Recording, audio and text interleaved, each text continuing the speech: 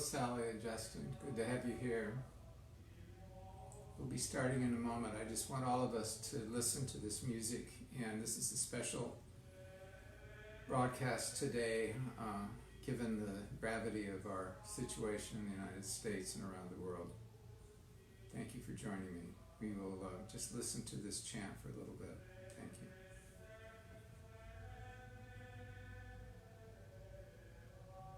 I apologize if the lighting is a bit dim. I've tried to adjust it. I'm not a videographer, so please bear with me. I hope you can see everything. Thank you.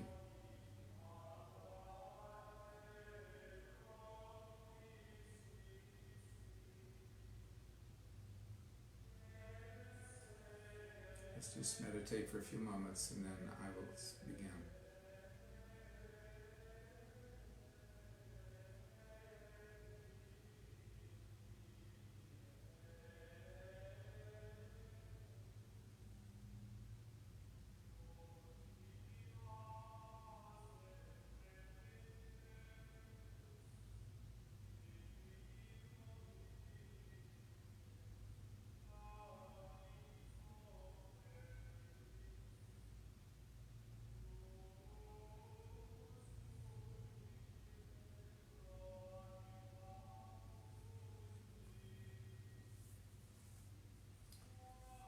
We'll leave the chant on for a little bit.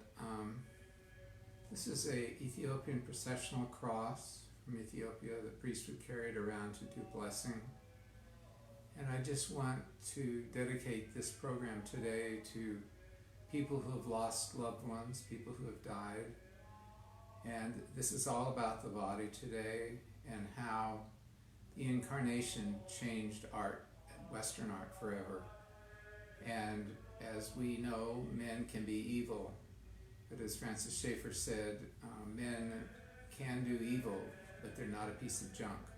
Our bodies are not a piece of junk, and today I want to talk about our bodies as seen through art.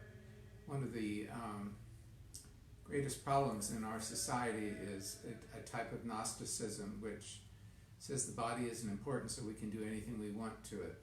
The spirituality, like a lot of people say, oh, I'm spiritual. But what they mean is it's like an envelope. There's a letter that says spiritual and you just put it in the body. That's not at all what the scriptures say or what creation is all about. So today we begin by thinking again about creation and the incarnation. For those of you who don't understand the word incarnation, to incarnate is to make visible, to make solid, to make material. Matter matters in our world. When God created the world, whether you believe the literal story or not, the story says that God loved creation and he created the heavens and the earth, the moon, the stars, music, sound, touch, light, all kinds of matter, material things. And they are not peripheral to us and should be even more important to us right now.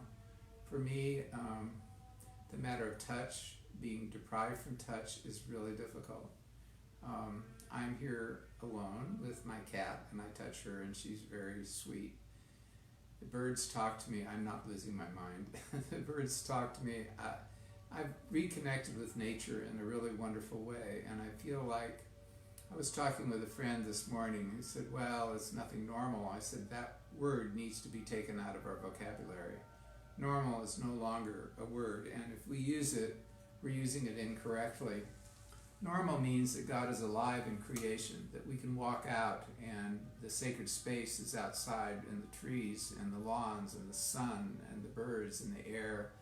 Today, as I was taking a long walk, and by the way, they recommend fresh air and sunlight to keep from getting the flu, I was just able to be alive in a way that I couldn't just being inside. So today we're going to look at several examples of the human body. When God finished creation, he looked at it and said it was good, and our bodies are good. Adam and Eve in the garden were created beautiful. They did have a little problem with doing what God asked them not to do. the knowledge of good and evil. And the knowledge of good and evil has destroyed civilizations and destroyed us in many ways. The resurrection of Christ in his body liberates our bodies to be free to love them, to serve others through them, to articulate God's love and our love to each other, to our families, and to our friends. We also have the potential for hurting people through our bodies. That's something that God gives us as a free thing that we need to be gifted in with through his Holy Spirit and work.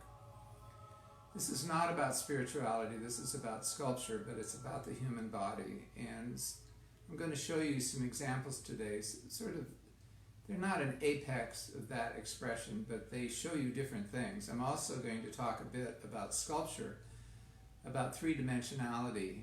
A three-dimensional sculpture, you can see the one behind me in front of the painting.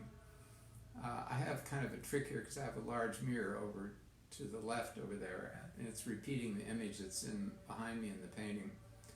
I tried very hard to not make this confusing, but it is a little, and so please bear with me. But a three-dimensional sculpture demands space, like a painting demands a wall where you can focus on it, where it's enough by itself. There's probably about, I'd say about, you need at least 12 to 24 inches around a painting really to see it. If it's a miniature, it's fine. Sometimes you can put it in smaller spaces if there are windows on each side.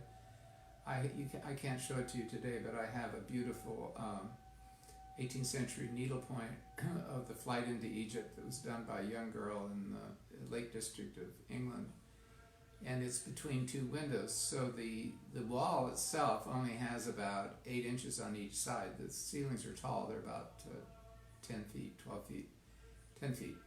And so there's plenty of space up on the top and the bottom, and there's not a lot of space between the two windows, but the frame of the window centers your eye on the painting. So the idea is that a painting like the one I have that you see sometimes when I'm reading in the evening over the fireplace, it's in a place where your eye focuses on that. That's how to hang a painting, so that your eye rests on it without struggling with other things around it.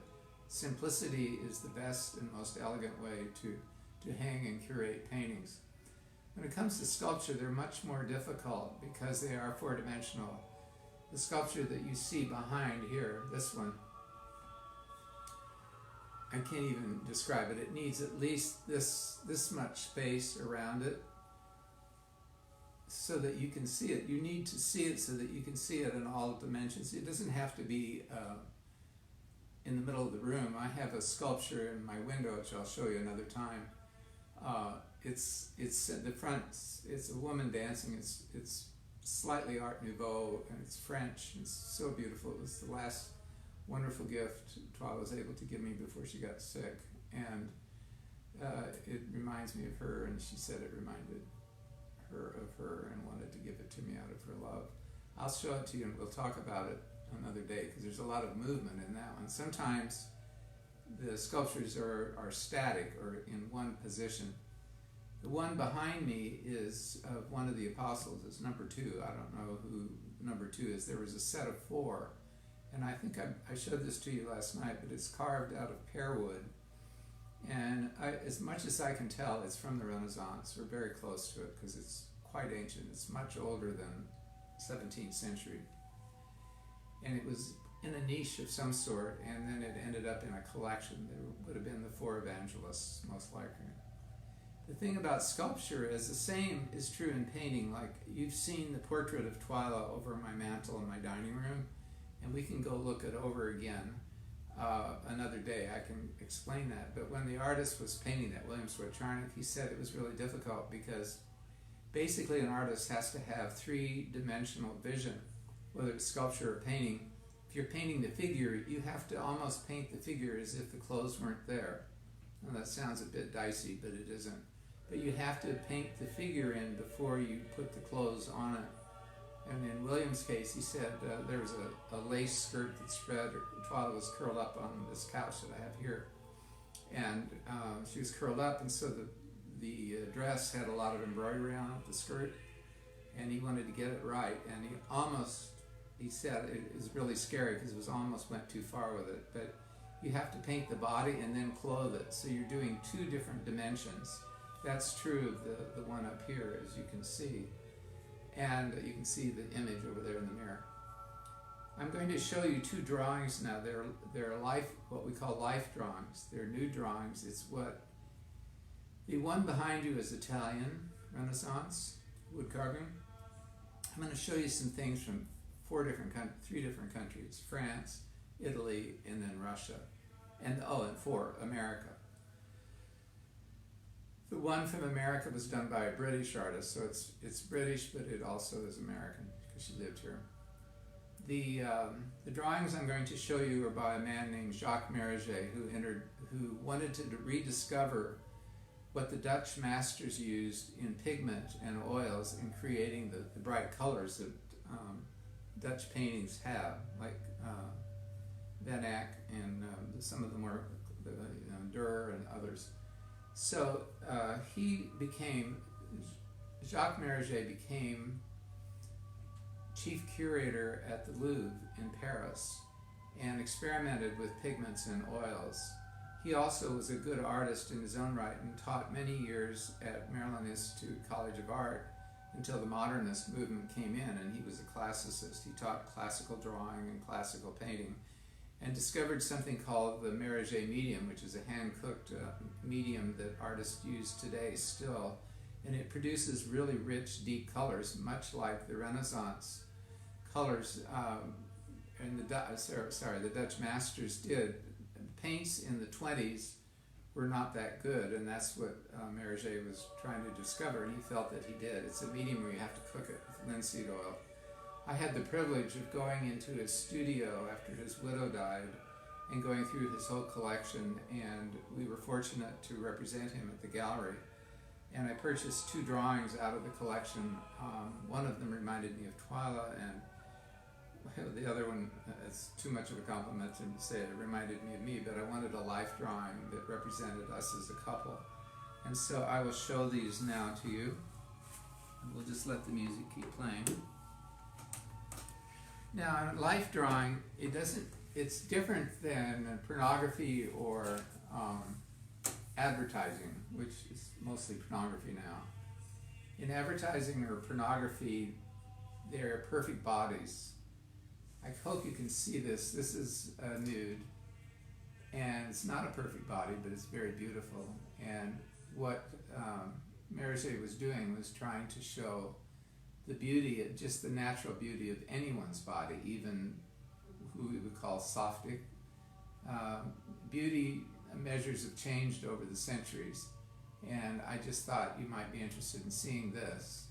There is also there's a shadow drawing. He did another small drawing, if you can see in the back behind her. It's the same. It's the same woman. He's tried two different experiments. I hope you can see that well. I wish I could light it better. So that's a woman. And through the incarnation, all of our body parts, including our genitals, our breasts, our chest, all of these body parts are part of the goodness that God created. They're not things to be ashamed of. And shame is one of the riding things in our culture because we're Gnostic, we're afraid of the body. And it's wrong. It's not biblical. Here's a young model.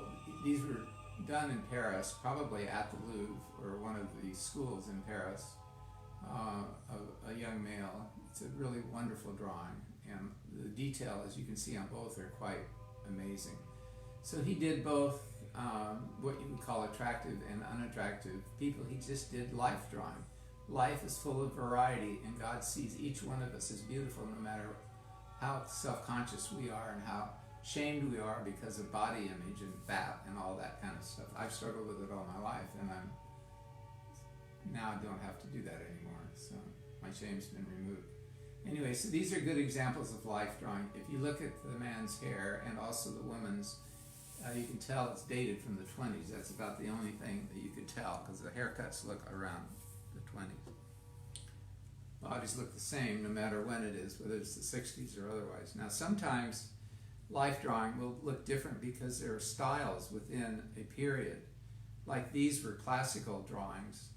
This was Renaissance, and they're distinctive, like nationalistic, and they're distinctive styles that artists do. Each artist sees the same subject, but he paints through his time and through his experience, so they can be very different. I will show you this. I guess it's not in the mirror. This is a sculpture by Jane Hamilton of a dancer. And this is a very disciplined, classical, modern, very modern, classical sculpture. I showed this to you last night. Just notice the curvature of her back and her feet, ballet feet. I wish I had it on the pedestal. Anyway, I would like to tell you about this. Jane studied at the oldest sculpture school in England. It goes back to the Middle Ages. And all she did every day, it's much more disciplined than our art schools here. All she did was take her lunch and work 12 hours doing clay from models, and then later casting them. This is lost wax process, cast bronze in a small edition.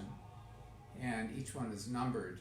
And as I said last night, this is a much more modernist, simplified form. As I said last night, an osteopath and not an osteopath, sorry, a massage therapist and several doctors in the building who knew physiology came down and said that she's got the curve of the back, the feet, and everything exact. One of the reasons I'm doing this particular broadcast is to give tribute to those who died and the integrity of the body. Also, I was listening to a devotional which I've recommended to you the other day, and they were talking about Jesus appearing to the disciples after they came back to Mary and the ones that were hiding in a room. And when he appeared to them, they went and grasped his feet. I had never seen that or read that. So I'm doing, as you probably all know, I have a master's degree in New Testament biblical studies, and I have decided I'm going on a rabbit trail about feet and try to understand what that meant in that day and how important our feet are. So I'm trying different body parts to come to terms with it, including the sculpture and so forth. So next, so that was Jane Hamilton. She lives back in London. And then you might be able to see it. I am going to get it. It's probably too hard to see. Excuse my back, or whatever it's showing. This is a mother and child, and this is a much more like Renoir. It's a much more impressionist image. It's so wonderful. I bought this in commemoration of Rachel and Abigail too. We couldn't afford it when Rachel was born. We got it later, but to me, it just represented our two daughters in just such a wonderful way. I love the hat. Twyla used to wear hats like that. It's quite lovely. And this was in a small edition of about 5. This is one of the first ones she did. She tried doing some of the more impressionist things, and then she would do the modernist things. And she was adept at both. There was one of a seated dancer with a skirt that was one of the most extraordinary things I've ever seen. And it sold out. It was large. It was... it was about like this. It was about like this and about like this, and everything was exactly correct, even the skirt. And it looked a lot like the Degas. It looked like a Degas drawing, actually. She was so gifted.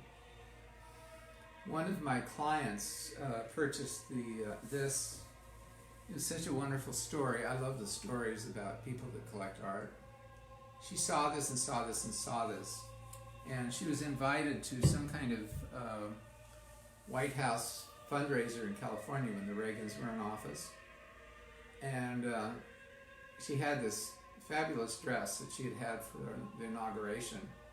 And she came in and she said, I've just decided I can wear that dress one more time and I can buy this sculpture instead. So she did. And she would come in every few months and say, I'm so glad I did this. I still love this sculpture so much. So that's what art can do for you. It's more lasting than a one-time wear. And it's something you can live with.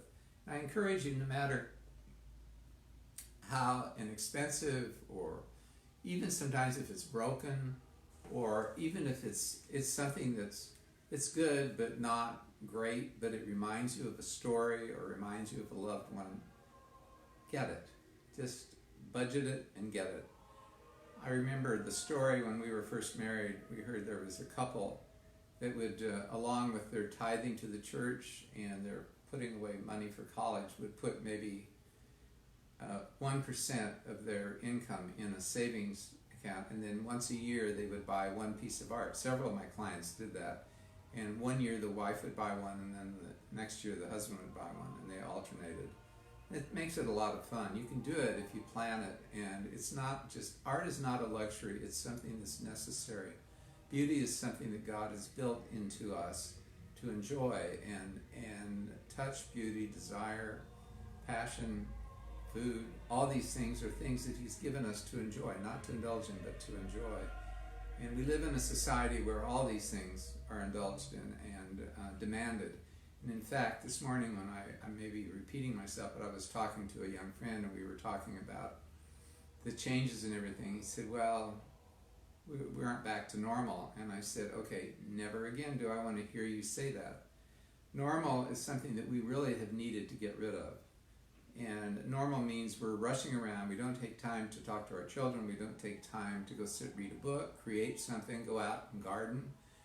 All of these activities are something that we're frantically doing. We have this frantic attitude about everything that we do, like life is going to escape us if we don't do it immediately. So sorry for preaching, but I'm just really adamant about it because I've been forced here in my isolation to come to realize wonderful things, and I find this program comes out of the fact that my daughter Abigail and Nathan, her husband, encouraged me. I said, well, I wouldn't have anything to talk about. She said, well, you could just spend a whole hour in one corner of your house. Well, as you can see, I've been doing that. Next to me is something totally different. This is a large sculpture. It's bronze again, and it's by a Russian, I would say constructivist. It's a modernist Russian. He left Russia probably before 91. But this is an amazing sculpture, the figure of a man, and it's prophetic, I believe. It is for me, it's the Darwinian Nietzsche man, actually. I'm going to get up now and kind of disappear and try to tilt the camera so you can see it, because this is really important, and then I'm going to try to turn it so you can see the back also. Thank you all for putting up with me today. All right, so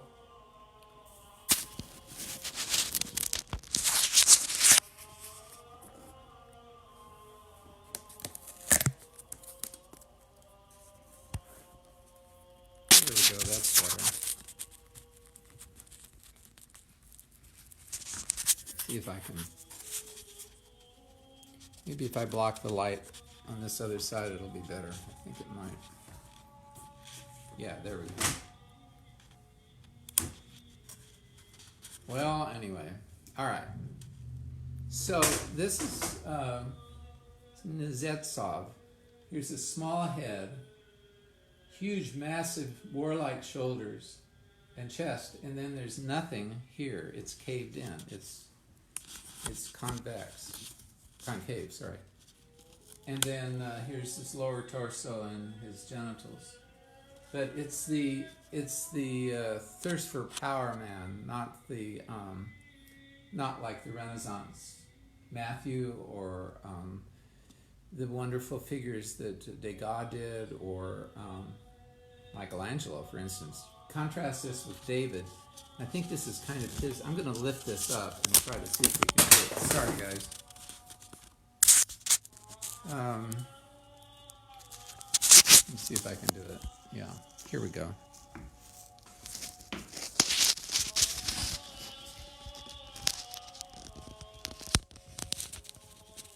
There, you can see it much better. Oops.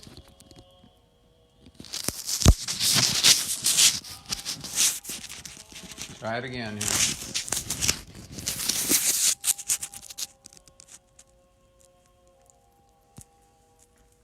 Sorry, I'm really sorry. Anyway, this sculpture, it shows his back. Now we're looking at the back. And it's his back is strong and all the bulk is up in the upper torso. The buttocks are small, and his real center, where the navel is just nothing. There's nothing there. It's all bulk on top and a little bit support below. And this is what man was from victims of communism, and it's quite different, I believe. We'll try to go back, and we can. There now we can. There you go. Now you can see it, and then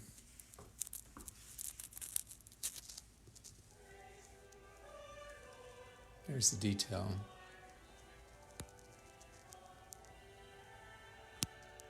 So, as we close, I want to, sorry guys, again, I want to dedicate what we've seen today to all the wonderful people that we've lost through disease and war. And I just hope that we never go back to what we call normal, where we abuse and ignore the beauty of others, no matter how quirky or no matter how evil they are. They are made in God's image, and it's up to Him to redeem them and judge them. And so I leave you today with the hope of the resurrection and of healing, and look forward to seeing you tomorrow. Tonight at 7, I'll be reading the next chapter of The Horse and His Boy, and I will announce what I'm doing tomorrow. I may do the portraiture and painting again and go over some of the things we talked about today. So thank you all for joining me. It's great to have you here, and I look forward to seeing you tomorrow. Have a good day. God bless.